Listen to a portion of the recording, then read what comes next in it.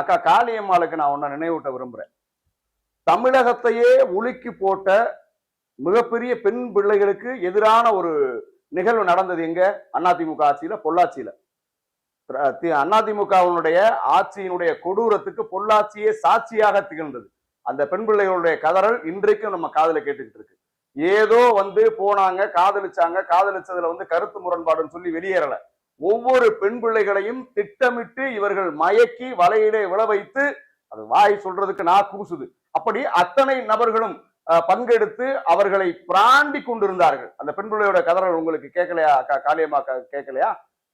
சரி, அடுத்து இவர்கள் மீது கொலை வழக்கு இருக்கிறது, குற்ற வழக்கு இருக்கிறது என்று சொல்லுகிறார்கள். உங்களுடைய முதல்வர் வேட்பாளர், இன்றைக்கு எதிர்க்கட்சி தலைவர் திரு எடப்பாடி பழனிசாமி அவர்கள் மீது கொடநாடு வழக்கு இருந்துச்சா இல்லையா?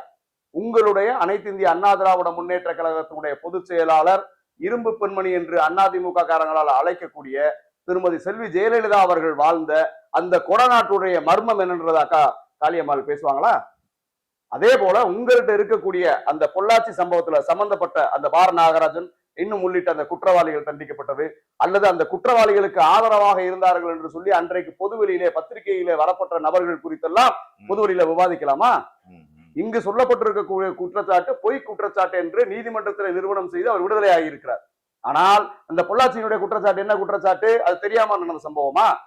திட்டமிட்டு ஒரு பெண் பிள்ளைகளை ஒரு ஈசல் விட்டில் பூச்சி போல வலையிலே விழ வைத்து அவர்களை துன்புறுத்தி இன்பம் கண்டவர்கள் எல்லாம் வெளியில திரிகிறாங்கல்ல, அது உங்க ஆட்சியில நடக்கலையா? அப்புறம் ஸ்டெர்லைட் துப்பாக்கி சூடு, அக்கா காளியக்கம்மா பல்வேறு மேடைகள்ல அவங்களே பேசியிருக்காங்க. ஸ்டெர்லைட் துப்பாக்கி சூடுல என்ன நடந்துச்சுன்றது உங்களுக்கு தெரியும்ல. அவர் எப்படி அதை பிரசன்ட் பண்ணாரு, எப்படி அதை வெளி உலகுக்கு சொன்னாரு, நான் டிவியில பார்த்து தான் தெரிஞ்சுக்கிட்டேன்னு சொன்னார்ல, அதை நம்ம பேசலாமா?